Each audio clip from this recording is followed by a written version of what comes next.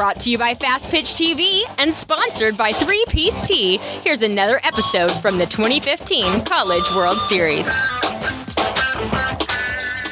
been off the chart. I was curious, I know you have a daughter who plays, so how does that sort of make you feel, that in terms of the quality of college sports, where it's come? Well, there's two things. I think one of the reasons the ratings are going up is the exposure the sport's getting, but I think that the team that ESPN has on softball, I said yesterday, it's kind of like being in the booth with Sandy Koufax and Ted Williams when you got Jesse and Michelle up there, who carry a ton of weight, obviously, with the softball world, but the crossover, the baseball world, which is kind of what I was hoping to bring to the table a little bit. I mean, as a player, I always watched because they were always better looking than Albert Pujols, and I see him every day. But then you realize these women truly are like world-class athletes, and you wonder why. What the big argument in baseball has been pace of game. Arguing about the pace of game and arguing about the nuances of this and that. This is almost perfection from a viewing perspective. Hour and a half, they catch everything. They fundamentally are just about flawless. Especially now, these teams that get here in the Final Four, Final Eight, they don't make mistakes, and when they do, they lose. And that, to me, is the top level of competition. The more you see this, the more you enjoy it, because it doesn't have the 9-hour baseball skit. And that's to me the beauty of it is I can watch 7 innings and see everything in an hour and a half instead of 4.5. Sure. One of the things that we've noticed, especially in the crowds, especially this year with so many more attendance, is the fathers bringing the daughters. For you, how special is that to see that becoming a bigger thing? Dad spending time with his daughter had been like. Well, as a father of an 18-year-old daughter who doesn't acknowledge I exist at this moment, it's kind of a challenge. But this is just like father-son. There's no difference there. There are a lot of dads out there that had just girls, and as a coach, I saw a lot of parents who use softball as babysitting, and then you see the parents that are here who, it's not about driving them into the ground with softball, it's about exposing them to the possibilities. The unfortunate part is there's 4 professional women's teams in the United States.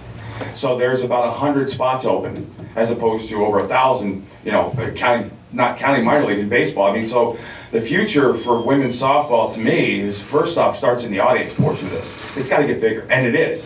And I think it's getting bigger because you're starting to see a product that has broad appeal. It really does. This is not a bunch of girls playing softball. These are athletes who can kick the crap out of men, and a lot of guys have problems with that.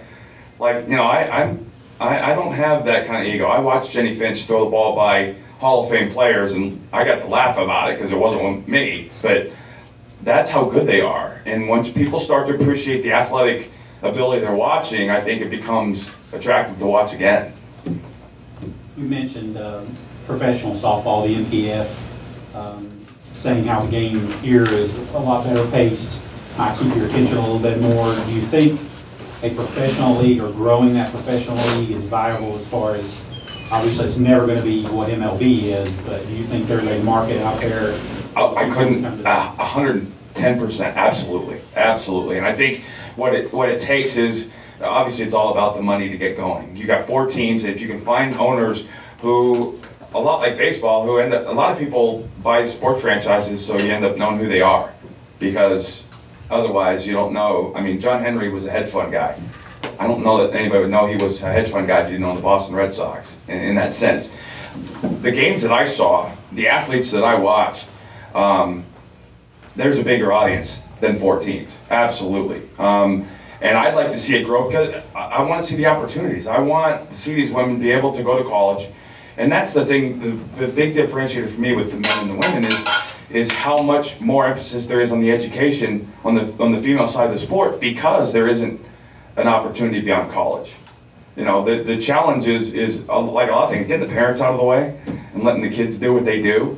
But the pro product, I absolutely believe, has a much larger potential for an audience and for teams, and I'd love to see that happen.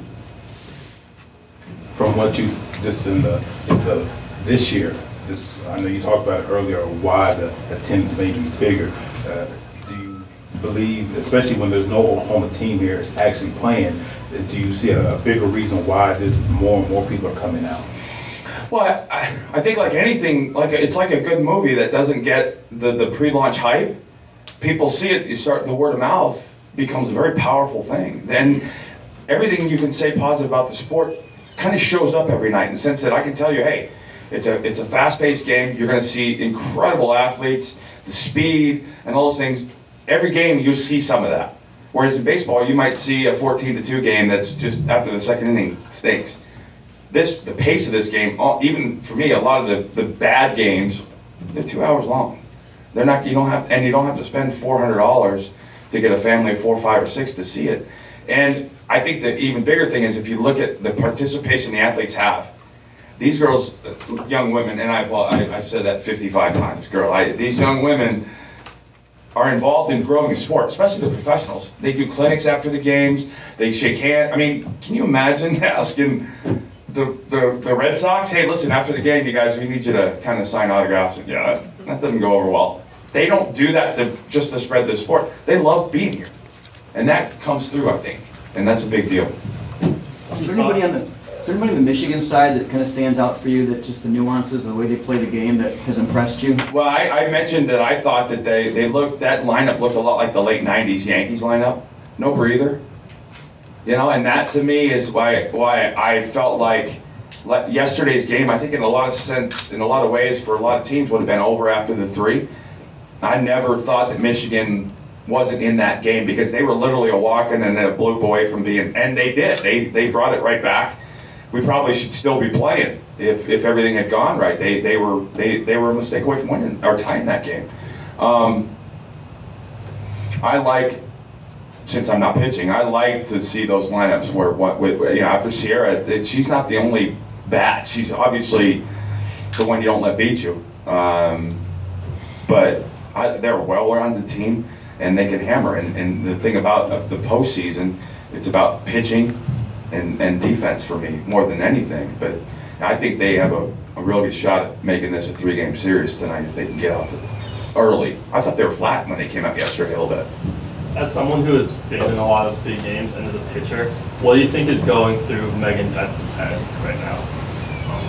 Hopefully, she's excited. I mean, this is an opportunity to elect. You never ever stand there again. I mean, I was blessed to be in a Game 7, to stand on the mound for a Game 7. This stuff excited me. And you're going to find players that are going to go 2 directions right now. They're either going to be paralyzed by the fear of failure or motivated by it. And generally you can tell as you watch the game who's who. So hopefully she's excited about it, because I always looked at it as every night as a chance to do something that nobody will ever forget. And that's exciting. I think that's motivating. So hopefully that's where she's at. You mentioned some people get excited, some people could fall under it. Do you feel it's something that comes naturally in a player, especially through your experience? I think there's part of it is your makeup, and then I think the other part is experience. I remember talking to a Hall of Fame player who his idea of October was a chance for him to ruin everything good he'd done during the year. And I was like, okay, I guess that's one way to look at it. And then if you listen to what happened, after Bill Buckner in '86, you heard a lot of guys say, I didn't want the ball hit to me. I didn't want to be that guy. And my dad raised me a little bit different. I mean, I wanted the ball always, and because I never looked. I swear I never took the ball thinking, yeah, no, maybe if we win this game. I was like, wow, I feel sorry for these guys. And it's an attitude, it's a makeup, but you have to have experience to have it too. Sure. When you're in a situation like Michigan is, where you can't afford to drop another game, you got to win 2 in a row. How hard is that to try to adjust to, and does that change how you look at the game at all? It's not hard. It really, honestly, isn't. I mean, I watched. We came back and won 4 straight, in 4 winner-go-homes, and the key was focus. You have to understand, and they have to understand, they don't need to win 2 games to win the World Series. They don't need to beat them in 7 innings tonight. They need to win the top of the first. If you can get a roster of players focusing on the out and the at-bat, you can't get beat.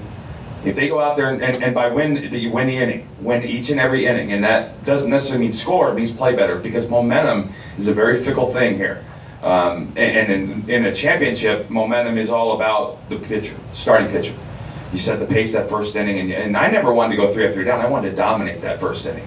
So everybody's like, oh no, you give your guys that feel. But it's not hard if you don't let. I mean, again, you just focus on the moment, focus on the pitch and the inning and the out, and that's where you learn a whole different level of focus.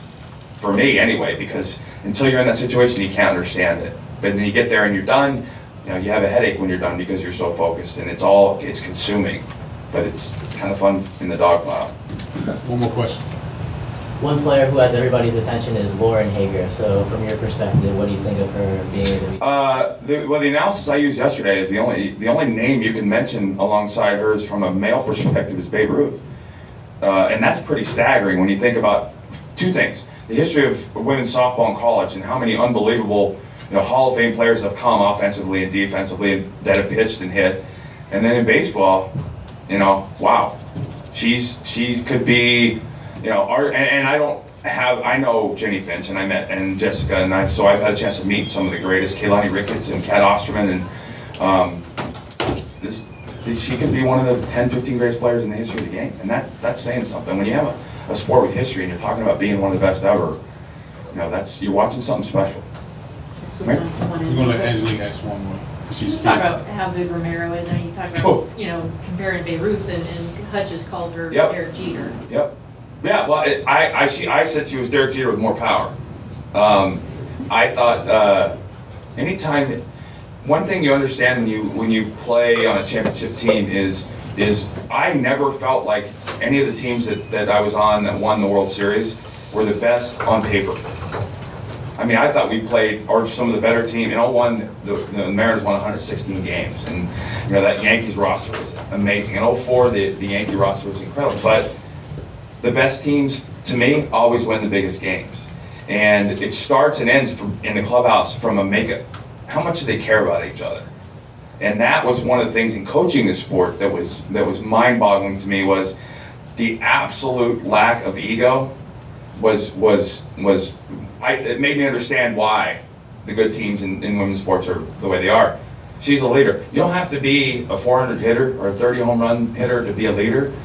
It's nice when they are. She's a complete package. When you can win with your glove, and when you can win as a base runner, and when you can win at the plate, you bring the Mike Trout kind of dimensions to the game, right? I mean, she doesn't have to have 4 hits to beat you. She can beat you making a play up the middle. She doesn't have to make a play up the middle of the beat. She can beat you with stealing 2 bases, put herself in running in scoring position without a bunt. Those are lethal players, because you don't find those a lot. Right? Thanks, sir.